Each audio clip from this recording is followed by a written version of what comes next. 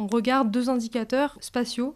Donc un indicateur qui est un indicateur écologique, des besoins écologiques, et l'autre indicateur qui est un indicateur des besoins sociétaux, on va dire. Donc ça, c'est plutôt un indicateur d'acceptabilité sociale. Et on a donc 2 méthodologies différentes pour construire ces 2 indicateurs. Le premier indicateur, qui est l'indicateur écologique, on modélise ces corridors écologiques pour 6 espèces, 2 espèces de chauves-souris, les amphibiens, un oiseau qui s'appelle l'engoulevent d'Europe, des insectes de zones humides et les vers luisants. Donc ça, c'est nos 6 espèces, et pour chaque espèce, on modélise les corridors écologiques. Et de l'autre côté, du coup, on a l'indicateur d'acceptabilité sociale. Comment on a développé cet indicateur d'acceptabilité sociale? C'est basé sur une méthode qui est courante en économie de l'environnement, qui s'appelle les expériences de choix, où en fait, on a, à partir de cartes de choix, on a proposé à des répondants plusieurs scénarios. Des scénarios où on ne changeait pas l'éclairage public et des scénarios où on modifiait l'éclairage public, donc soit à travers l'intensité lumineuse, à travers la couleur de l'éclairage qui pouvait être soit jaune-orangé, soit blanc.